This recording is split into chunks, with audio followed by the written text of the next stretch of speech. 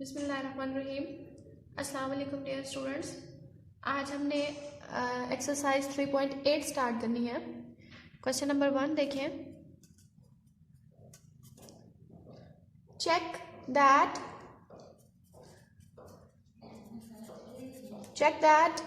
each of the following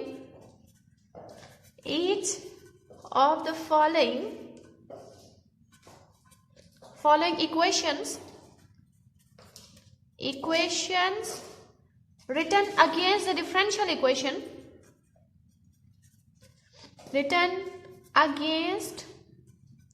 differential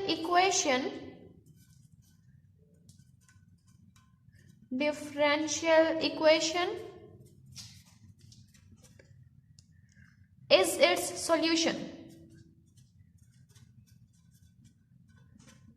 देखिए हमारे पास ये स्टेटमेंट है, उसके बाद हम इसका सेकंड पार्ट भी लिख लेते हैं। फर्स्ट पार्ट आपने नहीं करना, सेकंड पार्ट करना है।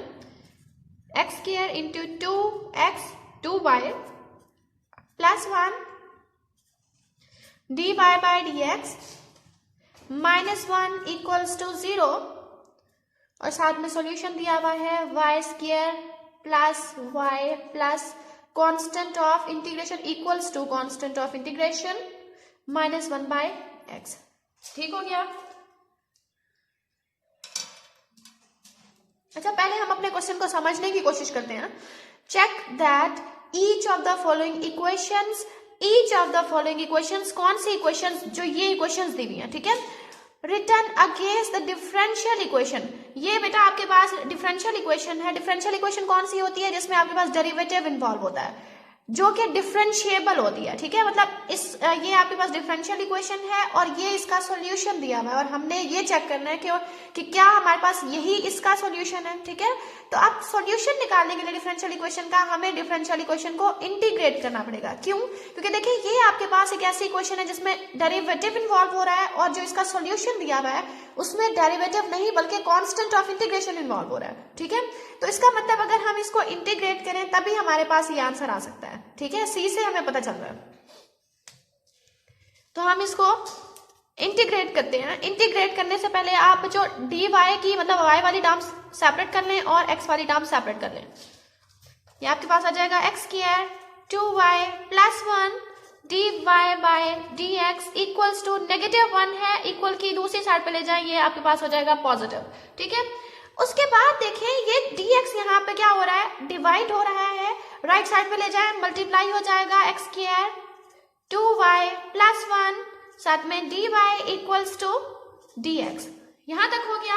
उसके बाद देखिए अभी भी हमारे पास लेफ्ट साइड पे x वाली टर्म्स आ रही हैं। ठीक है, तो x यहाँ पे क्या हो रहा है, मल्टीप्लाई हो रहा है, राइट साइड पे जाके डिवाइड हो जाएगा 2y plus 1 dy equals to dx by x square. ठीक हो गया।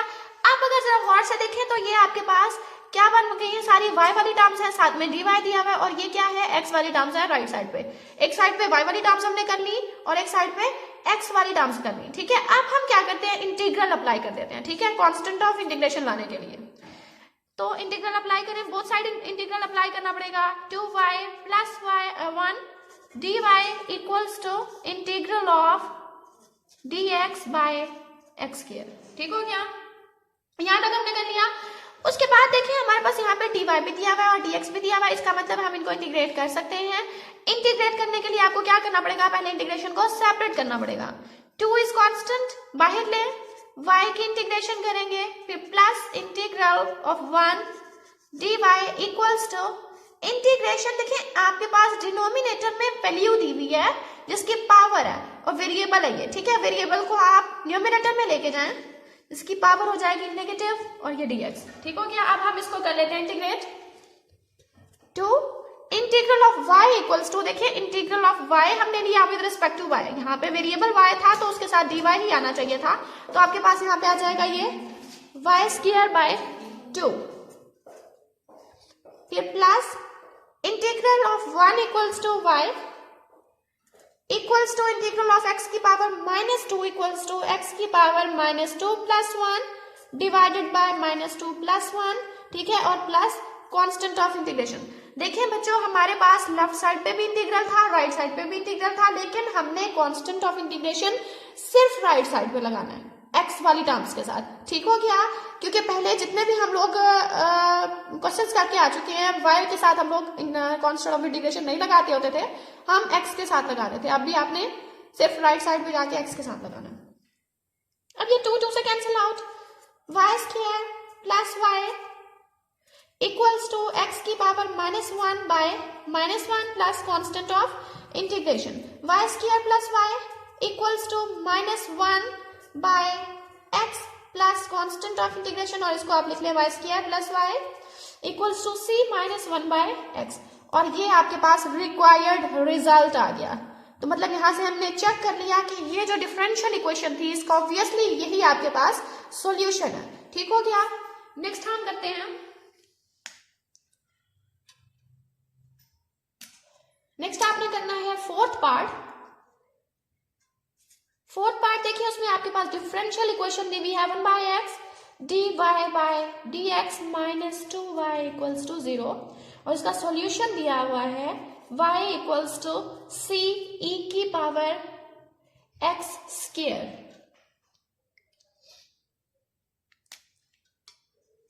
ठीक है?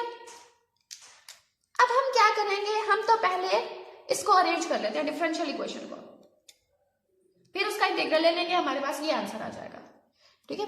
अब इसको अरेंज करने के लिए देखिए आपके पास 1/x dy बाय dx अभी एज इट इज लिख लेते हैं, और ये जो -2y है इसको आप राइट साइड पे ले जाओ, ये आपके पास पॉजिटिव का 2y हो जाएगा। ठीक हो गया? यहां तक हो गया। अब देखिए हमें चाहिए यहाँ पे सिर्फ dy वाली टर्म्स, x वाली टर्म्स आप राइट साइड पे ले जाओ, तो ये x dx यहाँ पे क्या हो रहा है, डिवाइड हो रहा है, राइट साइड पे जाके मल्टीप्लाई हो जाएगा 2y, फिर साथ में x dx। अब 2y यहाँ पे हमें नहीं चाहिए, हमें सिर्फ x वाली टर्म्स चाहिए, 2y नहीं चाहिए, 2y यहाँ पे मल्टीप्लाई हो रहा है, इसको आप लेफ्ट साइड पे ले आएंगे, आपके पास डिवाइड हो जाएगा 2y इधर आके, या फिर आप सब y को ले आए। ठीक है? dy by y equals to 2x dx। ठीक हो गया? 2 इज कॉन्स्टेंट, तो नॉट इंपॉर्टेंट कि हम उसको उधर लेके जाएं या ना लेके जाएं। ठीक है? तो हम सिर्फ y को लेके आए हैं। अब आप इंटीग्रल को अप्लाई करना है, dy by y equals to, maths का रूल है, अगर हमने यहां से इंटीग्रल अप्लाई किया तो हमें राइट साइड पे भी करना पड़ेगा 2x dx। नेक्स्ट देखिए, integral of 1/y equals to log of y, और फिर इसकी x स्क्वायर बाय 2 इंटीग्रेशन आ जाएगी। ये आपके पास आ जाएगा log of y equals to 2x square by 2 plus constant of integration. ठीक है? Log of y equals to 2 से cancel out, x square plus c। अब देखिए यहाँ पे हमारे पास जो सॉल्यूशन दिया हुआ था, हमने इंटीग्रेशन तो ले ली, लेकिन सॉल्यूशन जो दिया हुआ है उसमें क्या है, आपके पास कहीं भी लॉग नहीं नजर आ रहा, सिर्फ y आ रहा है। ठीक है? तो हमें इस लॉग को खत्म करना है जो यहाँ पे लॉग आ रहा है। तो अब इस लॉग को खत्म करने के लिए हम एंटी लॉग अप्लाई कर देते हैं। एंटी लॉग अप्लाई करें, which is exponential equals to x square plus c। ठीक है? ये चीज आ जाएगी।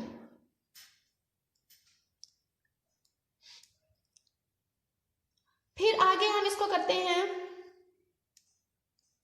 ये एंटी लॉग लॉग से कैंसिल आउट, यहाँ पे सिर्फ आपके पास y आ जाएगा, और फिर यहाँ पे आप इसको एक्सपोनेंशियल की प्रॉपर्टी होती है, आप क्या करते हैं, बेसिस देखिए मल्टीप्लाई हो रही है पावर्स, उनको हम पावर्स ऐड हो रही हैं, उनको मल्टीप्लाई करके भी लिख सकते हैं इस तरह से। ठीक है? अब अगर हम इसको c1 का नाम दे दें, तो ये e की पावर c1, अगेन आपके पास ये एक्सपोनेंशियल भी कांस्टेंट होता है, e कांस्टेंट है, c1 कांस्टेंट है, ये कांस्टेंट है, तो इसको हम c का नाम दे देते हैं। यहाँ पे e की पावर x स्क्वायर आ जाएगा, और ये आपके पास रिक्वायर्ड रिजल्ट आ गया।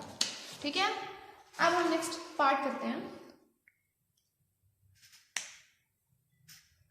Next part is fifth part. Differential equation is dy by dx equals to y square plus 1 divided by e की power -x y equals to 10 EX plus C। देखिए differential equation ये दी हुई है और उसका solution ये दिया हुआ है, तो अब हमने इसको सॉल्व करके ये आंसर निकालना है।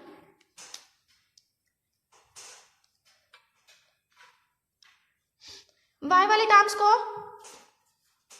एक साइड पे कर लें। देखिए dy वैसे ही रहेगा, dy और dx को आपने हमेशा बच्चों न्यूमरेटर में लिखना है, ये आपने याद रखना है, ठीक है। dy एज इट इज आएगा y स्क्वायर प्लस 1, यहाँ पे मल्टीप्लाई हो रहा है, इक्वल की दूसरी साइड क्रॉस मल्टीप्लीकेशन कर लें, ठीक है। क्रॉस मल्टीप्लीकेशन करेंगे, dx यहाँ पे आ जाएगा, ये dx यहाँ पे, और ये y स्क्वायर प्लस 1 यहाँ पे आ जाएगा, ठीक हो गया। y square plus 1 equals to dx by e की पावर माइनस x। उसके बाद आप इंटीग्रल अप्लाई कर दो, dy by y square plus 1 equals to e की पावर माइनस x है, e की power minus x negative power numerator में जाके पॉजिटिव, ये चीज आ गई। इंटीग्रल भी अप्लाई कर दिया हमने, ठीक है। अब देखिए y स्क्वायर प्लस 1 है, 1 बाय y स्क्वायर प्लस 1 की इंटीग्रेशन आपके पास आएगी tan inverse of y equals to EX plus C, और यहाँ से हमने y की वैल्यू निकालनी है, tan इनवर्स है, राइट साइड पे जाके या फिर tan अप्लाई कर दें या फिर इसको राइट साइड पे ले जाएं, tan बन जाएगा y equals to tan EX plus C which is the required result, ठीक हो गया।